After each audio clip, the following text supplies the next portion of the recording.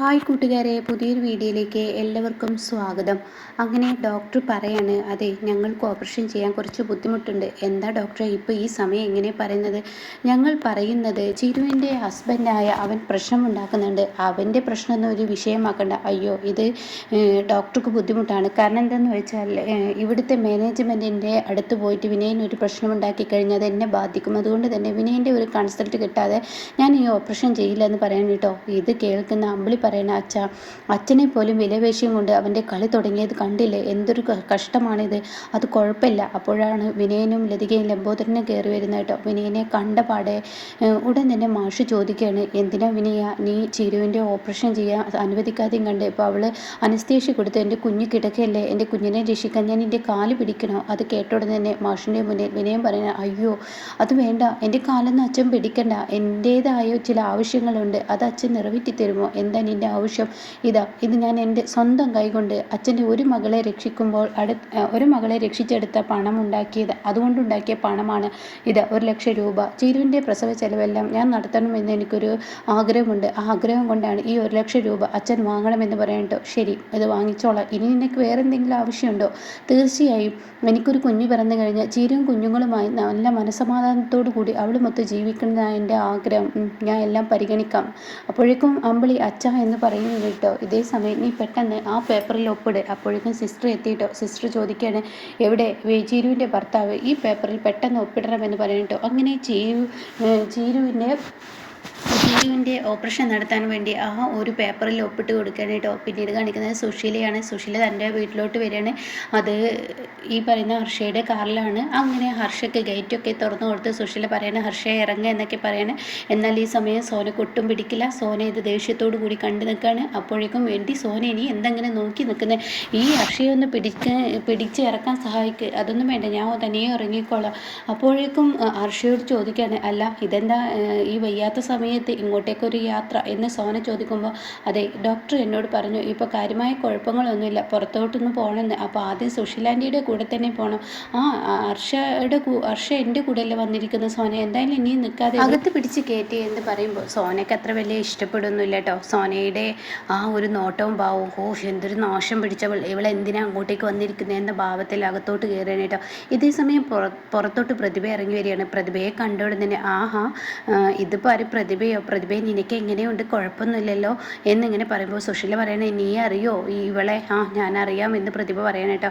അങ്ങനെ ഈ സമയം സോന പറയണേ, ഞാൻ കുടിക്കാൻ എന്തെങ്കിലും എടുത്തിട്ട് വരാം എന്ന് പറഞ്ഞു പോകുമ്പോൾ, സത്യേട്ടൻ ഇവിടെ ഇല്ല, ഞാൻ നന്നായി ഉണ്ടായിരുന്നെങ്കിൽ ഇപ്പോൾ നല്ല കിട്ടിയിരുന്നു ഇവർക്ക് എന്നിങ്ങനെ പറയുന്നുണ്ട് കേട്ടോ. ഈ അമ്മയ്ക്ക് എന്തിൻ്റെ കേടാണ് ഇവരെ ഇങ്ങോട്ടേക്ക് താങ്ങി പിടിച്ച് കൊണ്ടുവരാൻ എന്നൊക്കെ പറഞ്ഞിട്ട് സോന അകത്ത് കടന്നു പോകുന്നു കേട്ടോ. ഇതേ സമയമാണെങ്കിലോ പ്രതിഭയോട് ചോദിക്കുകയാണ്, അല്ല സത്യൻ എങ്ങോട്ടാണ് പോയിരിക്കുന്നത്? സത്യേട്ടൻ അനുചേച്ചി ഇന്ദ്രേട്ടനെ രക്ഷിക്കാൻ വേണ്ടി പോയിരിക്കുകയാണ്. അത് കേട്ട ഉടൻ തന്നെ സുശീല പറയണ, അവർ രക്ഷിക്കല്ല, ഇപ്പോൾ അവളെ റിമാൻഡ് ചെയ്തിട്ടുണ്ടാവും, കോടതിയിൽ എത്തിച്ചിട്ടുണ്ടാവും, ഇങ്ങനെയുള്ള കാര്യങ്ങളാണ് കേട്ടോ പറയുന്നത്. അത് കേൾക്കുന്ന പ്രതിഭക്ക് അത്ര ഇഷ്ടപ്പെടില്ല. അപ്പോഴാണ് പോലീസ് ജീപ്പ് വന്ന് ഇറങ്ങുന്നത്.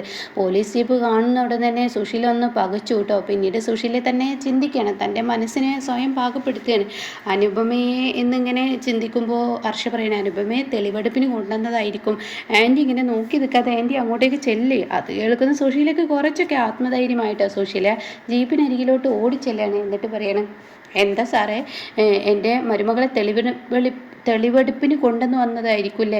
ആയിക്കോട്ടെ, അവളെ കൊണ്ട് പിടിച്ചിറക്ക്, എൻ്റെ മരുമകളെ എനിക്കൊന്ന് കാണണം, ഈ കണ്ട പാപങ്ങളൊക്കെ ചെയ്തു വെച്ച് അവളെ വെറുതെ വിടില്ല എന്ന് പറയണം കേട്ടോ. അപ്പോൾ ഈ സമയം അത് ശരിയാണ്, മരുമകളെ ഈ അവസ്ഥയിൽ എത്തിക്കാൻ നിങ്ങൾ എങ്ങനെയാണ് ഇതൊക്കെ ചെയ്തത്? എന്തായാലും നിങ്ങളെ കൊണ്ട് ഒറ്റയ്ക്ക് പറ്റത്തില്ല, നിങ്ങളുടെ കയ്യാങ്കളി നല്ല അടിപൊളിയായിട്ടുണ്ട്, നിങ്ങളെ സഹായിച്ചത് ആരാന്ന് ചോദിക്കുമ്പോൾ സുശീല ഹർഷയെ ഇങ്ങനെ നോക്കുകയാണ് കേട്ടോ.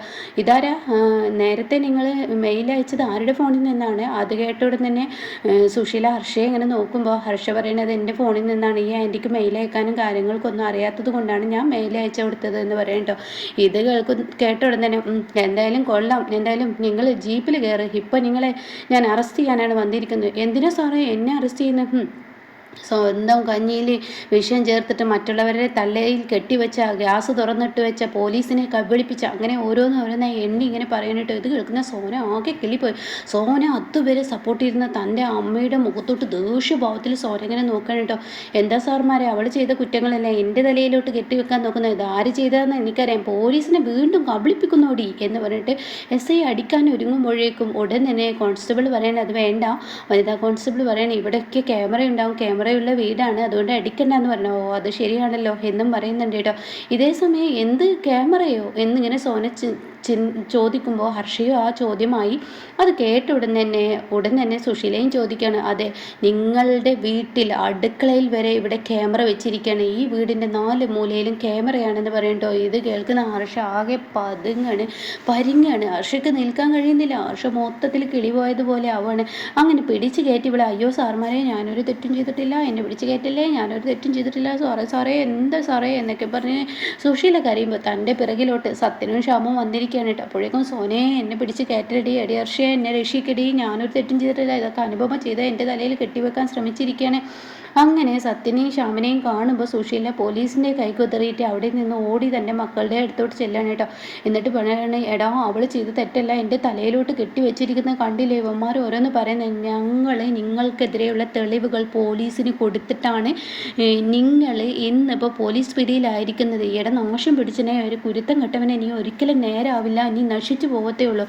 അത് കേട്ടോടെ തന്നെ സുശീലയോട് ശ്യാമു പറയണേ, ഇത് തിരിച്ച് നിങ്ങൾക്കും ആവാം, അമ്മയാണെന്ന് കരുതി എപ്പോഴും മക്കൾ നശിക്കുമെന്നുള്ളൊരു തോന്നൽ നിങ്ങളിലുണ്ടെങ്കിൽ നിങ്ങൾക്കും അത് തിരിച്ചും കിട്ടുമെന്ന് നിങ്ങൾ ഓർക്കുന്നല്ല. അപ്പോൾ ഹർഷ കാണാൻ പരിങ്ങി പതിയെ പമ്മി കാറിലോട്ട് കയറാൻ ഒരുങ്ങുന്നു കേട്ടോ. എന്നിട്ട് ഈ വീട്ടിൽ ക്യാമറ വെച്ചിരുന്നു എന്നുള്ള ആ ഒരു ഇത് പറയുന്നുണ്ട് കേട്ടോ. അപ്പോൾ ആര് ക്യാമറ വെച്ചു എന്നറിയാതെ ആകെ പകച്ച് നിൽക്കുകയാണ് കേട്ടോ. അങ്ങനെ സുശീല എല്ലാവരും തൂക്കി പിടിച്ച് അവിടെ നിന്ന് പോലീസ് വണ്ടിയിലോട്ട് കയറ്റി കൊണ്ടുപോകുമ്പോൾ ഓടി വരികയാണ് സോന. എന്നിട്ട് സത്യട്ടാ ആരാണ് ക്യാമറ വെച്ചതെന്ന് ചോദിക്കാനായിട്ട്. ഇത് കേട്ട ഉടനെ ഇന്ദ്രട്ടിൻ്റെ വീട്ടിൻ്റെ മൂലയിലൊക്കെ ക്യാമറ വെച്ചിട്ടുണ്ടെന്ന് പറയാം കേട്ടോ. ഇതും കൂടി ആവുന്ന ഹർഷ ആകെ പെട്ടുപോയിരിക്കുകയാണ്.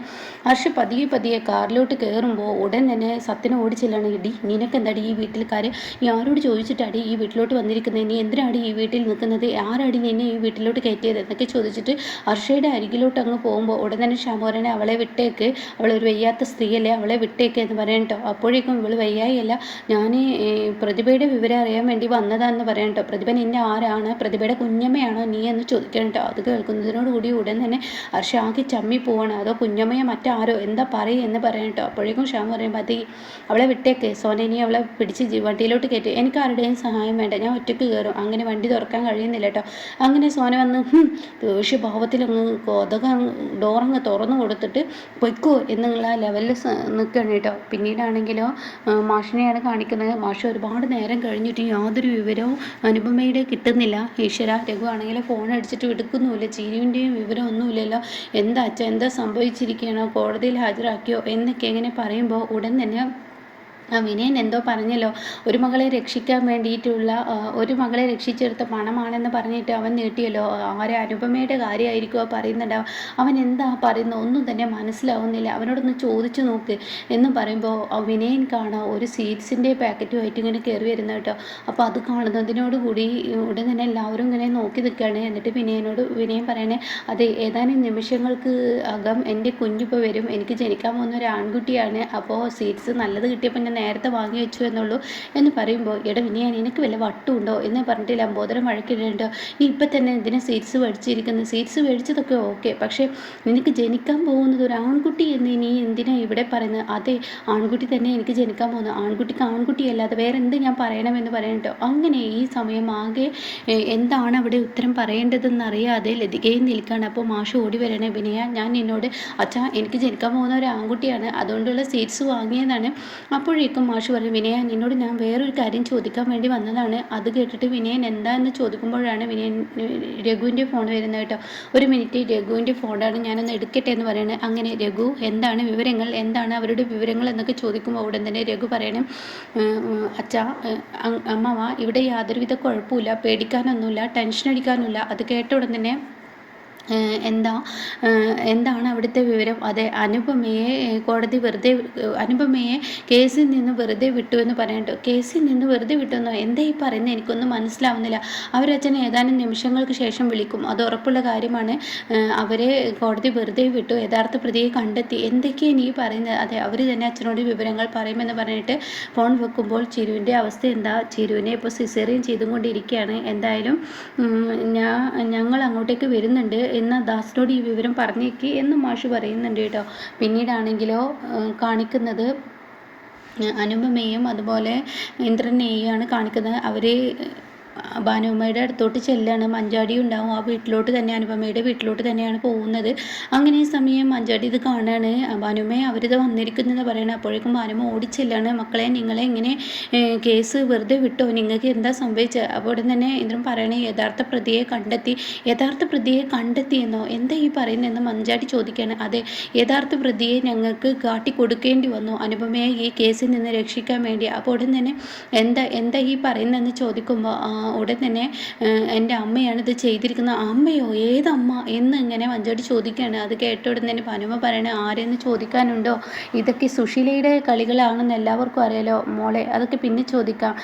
അപ്പോഴേക്കും ചിരുവിൻ്റെ അവസ്ഥ എന്താ എന്ന് അനുപമ ചോദിക്കുന്നുണ്ട്. അത് കേട്ട ഉടൻ തന്നെ, ചിരു ചേച്ചിക്ക് സിസേറിയൻ ആണെന്ന് പറഞ്ഞിരുന്നു, ഇപ്പം എന്താ അവസ്ഥ എന്ന് അറിയില്ല.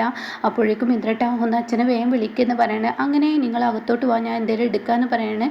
ഇതേ സമയം അമ്പിളിയാണെങ്കിലോ അനുപമയുടെ വിവരവുമില്ല, എന്താ ഈ സത്യത്തിൽ ഉണ്ടായിരിക്കുന്നതെന്ന് അറിയാതെ അനുപമ അമ്പിളി ടെൻഷനാവുമ്പോൾ ഉടൻ തന്നെ മാഷിനോട് പറയാണ്, അച്ഛാ നമുക്കൊരു പണി ചെയ്യാം, വിനയനാണ് ഈ മകളെ രക്ഷിച്ചു എന്ന് പറഞ്ഞല്ലോ, അപ്പോൾ വിനയനോട് തന്നെ നമുക്കെല്ലാം ചോദിക്കാം എന്ന് പറയാൻ കേട്ടോ. ആ സമയമാണ് ഇന്ദ്രൻ്റെ ഫോൺ കോൾ വരുന്നത്. അപ്പോൾ ഉടൻ തന്നെ ഇന്ദ്രനാണ് എന്ന് പറഞ്ഞിട്ട് എടുക്കുന്നുണ്ട് കേട്ടോ. ഇതേ സമയം, എന്താണ് മക്കളെ നിങ്ങളുടെ വിവരം? അച്ഛാ, ഞങ്ങൾ വീട്ടിലെത്തിയെന്ന് പറയാൻ കേട്ടോ. ഈശ്വര, എന്തൊക്കെയാണ് പറയുന്നത്? സമാധാനമായി.